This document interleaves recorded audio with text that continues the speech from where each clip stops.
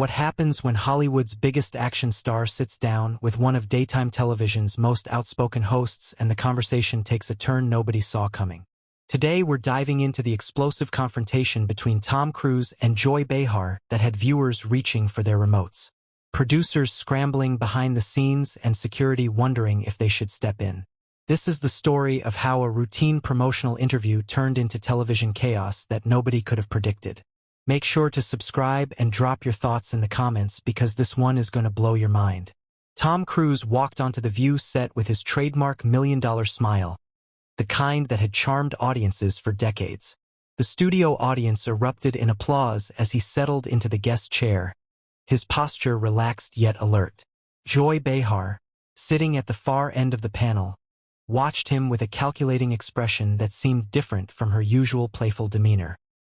"Tom, welcome back to The View," Whoopi said warmly, her voice cutting through the applause.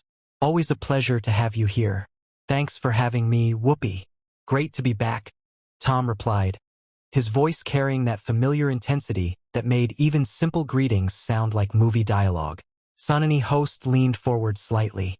"So, Tom, you're here to talk about your new film, but I have to ask, with everything happening in Hollywood right now, how do you navigate the changing landscape of the industry?" Tom's smile never wavered, but something shifted in his eyes. "Well, Sonny, I think the industry has always been evolving. What matters is staying true to your craft and giving audiences the best entertainment possible. That's what I've always focused on. That's what drives me every single day." Sarah nodded enthusiastically, "And you certainly deliver on that front.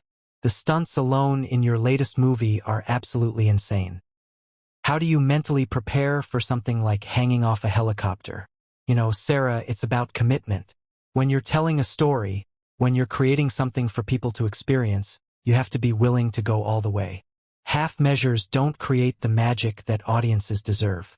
I spent months preparing, training, understanding every aspect of what I'm about to do." The conversation was flowing smoothly, exactly as everyone expected. Tom was in his element, passionate and articulate, sharing stories about his preparation and dedication. The audience was eating it up, hanging on every word. But Joy Behar had remained notably quiet, her fingers drumming silently on the table, her expression growing more focused with each passing minute.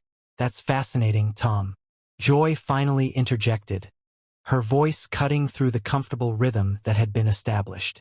"But I'm curious about something else. You talk about commitment and going all the way for your craft. How does that philosophy extend to other areas of your life, specifically your persona?"